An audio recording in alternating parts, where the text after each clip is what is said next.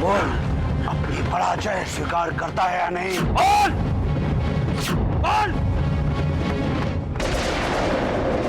हाँ, मैं और मेरे अधीन सारे राज्य आपकी अधीनता स्वीकार करते हैं महाराज निशुंभ।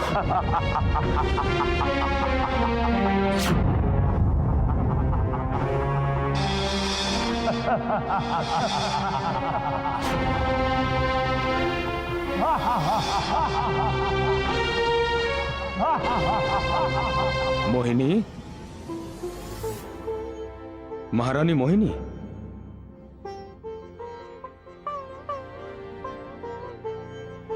मोहिनी, आप बड़े निर्दयी हैं महाराज।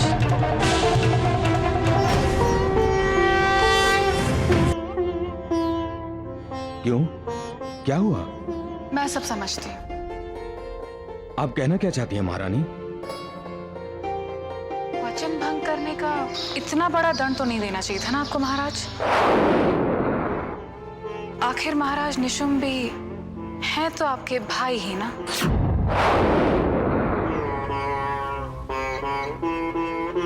निशुंभ मेरा छोटा भाई है, इस बात का एहसास है मुझे, किंतु आपको उस पर इतनी दया क्यों आ रही है? आखिर हैं तो वो मेरे पति ही ना। मैंने उन्हें बहुत डांटा था। डांटा था? क्यों? वो जब हम धरती के अंदर चले गए थे ना, तब। देखिए महारानी मोहिनी, आप जो भी कहना चाहती हैं वो निसंकोच होकर बताइए। मैंने उन्हें बहुत कहा कि आज महाराज शुंभ का दिन है, मुझे उनके पास जाना चाहिए। वो मेरी प्रतीक्षा कर रहे हो। आप मेरी प्रतीक्षा कर रहे थे ना महाराज? हाँ मोहिनी, आप निशुंभ के साथ थी, यह सोचकर मैं व्याकुल हो रहा था। मेरा अंग अंग क्रोध से फड़क रहा था महारानी। हमने आपको खोजने की बहुत चेष्टा की महारानी, किंतु आप हमें कहीं नहीं मिली। हाँ, महाराज, अगर आप आ जाते तो मैं महाराज निशुंभ को छोड़ के आपके साथ आ जाती। मेरे साथ विश्वासघात तो ना होता,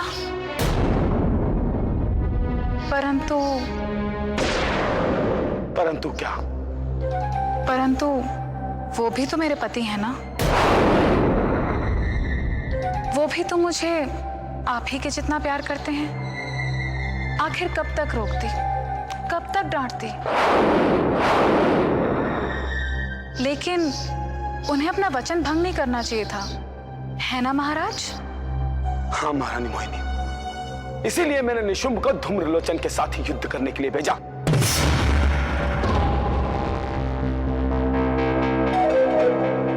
उसने जो नियम भंग किया था, उसके लिए यह दंड उचित था।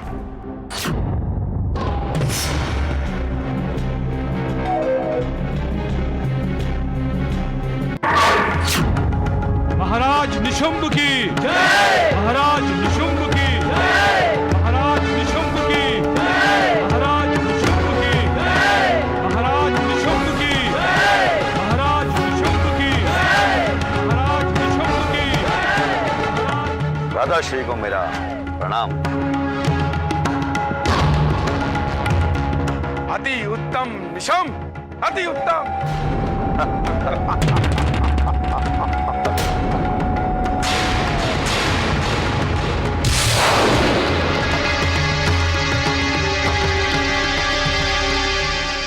आपके आदेश अनुसार मैं धूम्रलोचन को यहां तक लाने के कार्य में सफल हुआ हूं।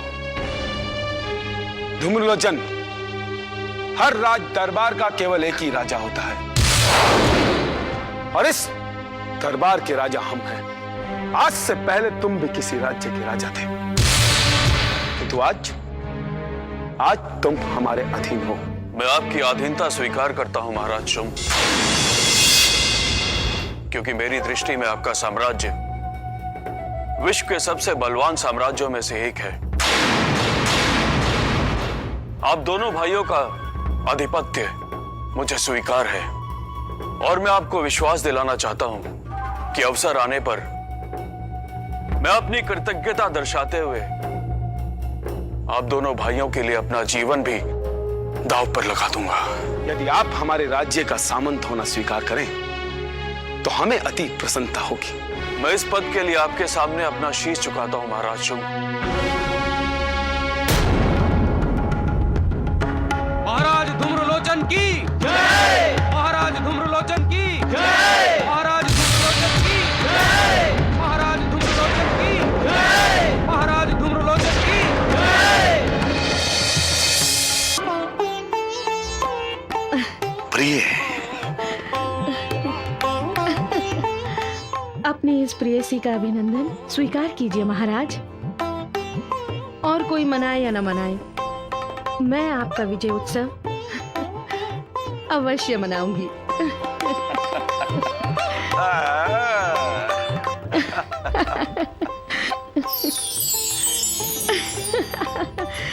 मुझे तो समझ ही नहीं आ रहा कि मैं बधाई किसको दूं, आपको या अपने आप को। युद्ध तो आप जीत कर आए हैं, मगर गौरव मुझे हो रहा है। बधाई के पात्र हम दोनों हुए ना। सत्य तो यह है मोहिनी कि बधाई की पात्र केवल तुम ही हो। मैं?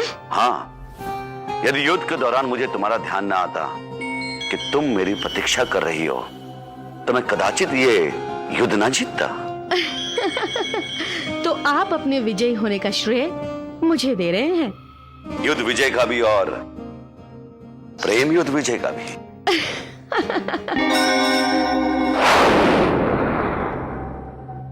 वैसे कहना तो नहीं चाहिए, पर महाराज आपकी अनुपस्थिति में मेरे साथ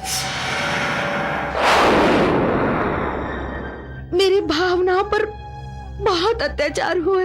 मोहिनी, किसी की मर्जी के बिना उसे प्यार करना ठीक नहीं है ना महाराज, अन्याय है ना। क्या भ्राताश्री ने? और कौन कर सकता है, पति जो ठहरे। लेकिन पत्नी की मनोदशा भी तो बहुत जरूरी है ना। अब देखिए, मेरी सारी उत्सुकता, सारा ध्यान, मेरी सारी कल्पना, मेरा मन तो वहां आप पे था, आपकी विजय पर। परंतु महाराज शुंभ तो कुछ सुनने को तैयार ही नहीं थे।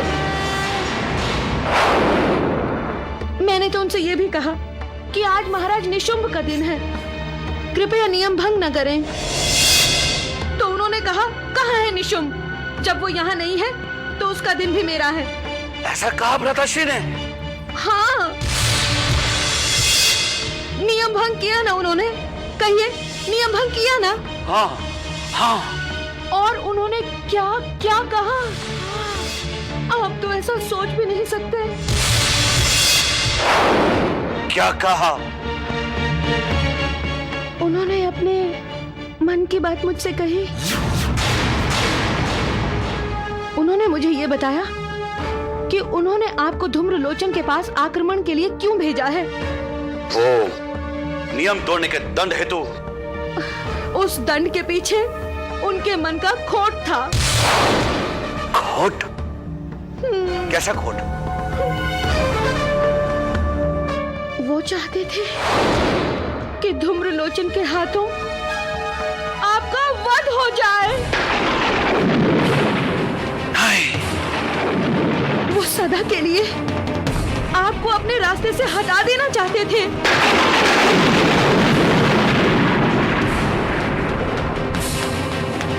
हाँ, वो सदा के लिए मुझे अपनी बना लेना चाहते थे,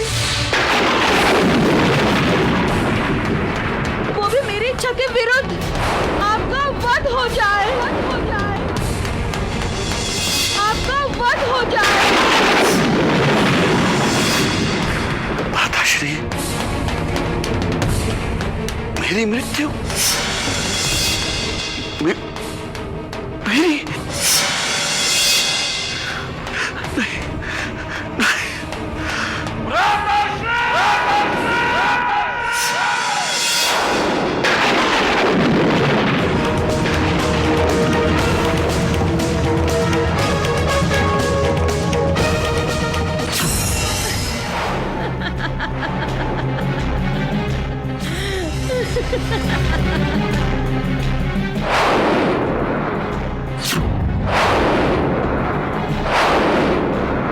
बताइए।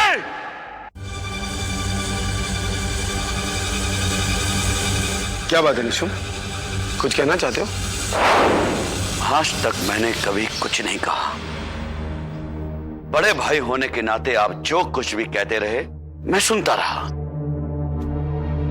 आपकी हर एक आज्ञा का पालन किया है मैंने, परंतु मन में यह विचार कभी नहीं आया कि आप मुझे अपने मार्ग का कांटा समझते हैं।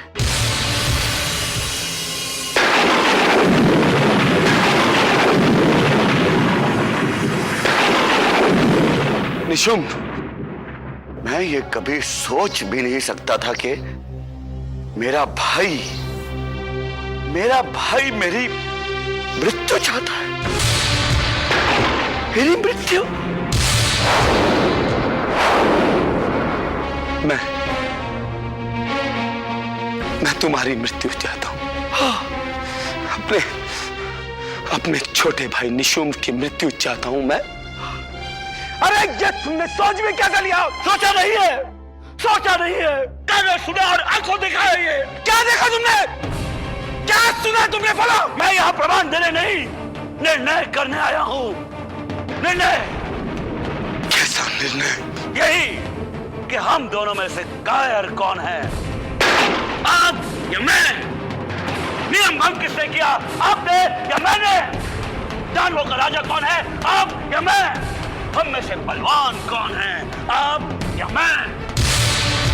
और मोहिनी किसकी है, आपकी या मेरी?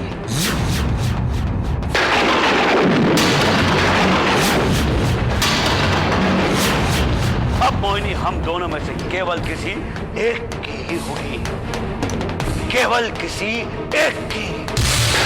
और इसका निर्णय अब केवल युद्ध से होगा, केवल युद्ध से।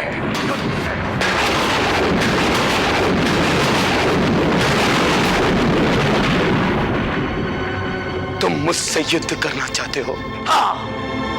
तो ठीक है निशुम, अब केवल युद्ध होगा।